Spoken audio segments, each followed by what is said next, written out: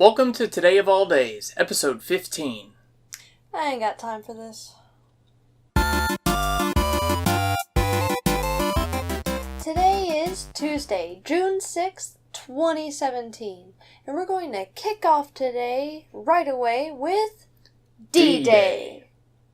On June 6, 1944, the U.S., Britain, and Canada invaded Normandy, France. It was the largest amphibious attack in history. For those of you that don't know what amphibious is, that means that they came up on the beach, and they attacked from the beach. They actually had a 50-mile stretch of beach that they invaded on. More than 5,000 ships and 13,000 aircraft were used during that one battle alone. Evidently, we had about 10,000 people either missing or that died during just that battle. So that's a lot of people. There were about 160,000 troops that went over there, combined between the United States, Britain, and Canada. It was one of the monumental battles of the Second World War. If you don't know that much about it, it is definitely worth looking up and at least watching a little video. Maybe you'll find an animated one to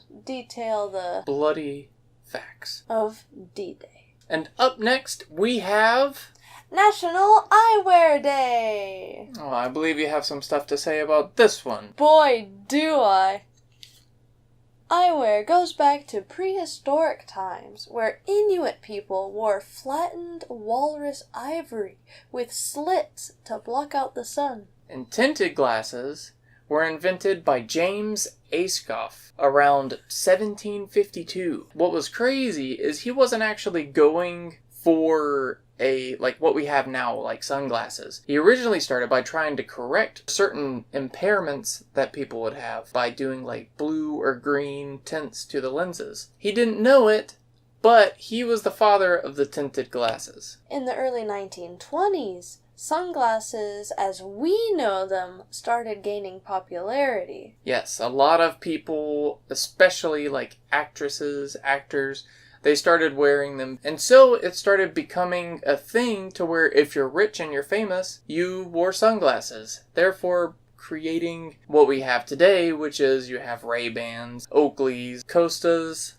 that's whatever's popular. But, to say the least, sunglasses are a staple in the fashion industry. And people always go for it. They love them. They eat them up.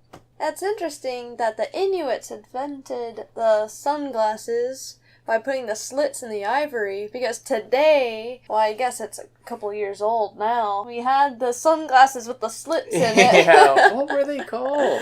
They were called hater blockers? No. Sun shaders? I don't know. And that brings us to Today in History. In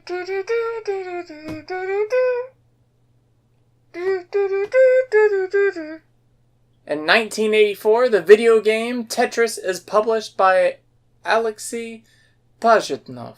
Tetris was the first entertainment software exported by the USSR into the United States.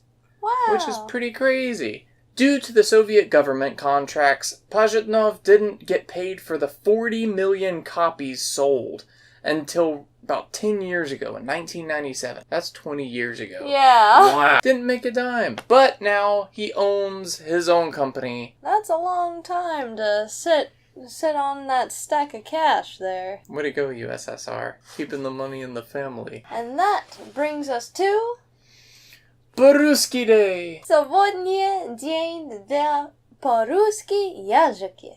Думаю, что это хороший праздник. О, хорошо. Ты говоришь по-русски или нет? Я говорю маленький по-русски. Oh, хорошо. For those of you who are unfamiliar with the Russian language, we're all used to our alphabet, which has 26 letters. And that's hard enough to remember to the tune of Twinkle Twinkle Little Star. But the Russian language has 33 letters. And to make it even more difficult, some of them, if you're English, or if you're from America and you're trying to learn the Russian language, some of those letters look identical to the American letters, or the English letters, and they don't sound at all the same. One of the key differences between the English language and the Russian language is that they use the Cyrillic alphabet, which bases their letters off of the actual sounds that the letters make. So you don't have the same issues that you have in English, where an E could be pronounced E, Each letter has its own sound. And if you see an E written in Russian, instead of it being pronounced E, it's yeah.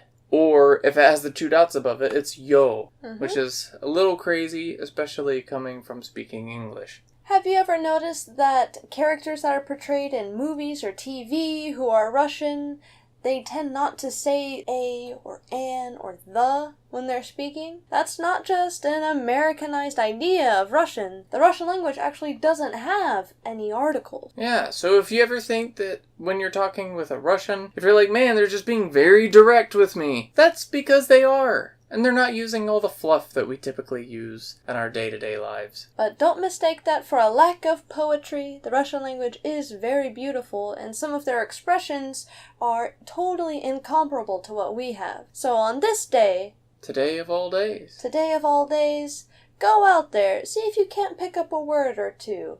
Here's a phrase for I love you. Я тебя люблю. Я люблю тебя. And with that, we will leave you for today. До свидания, мои друзья. Пока!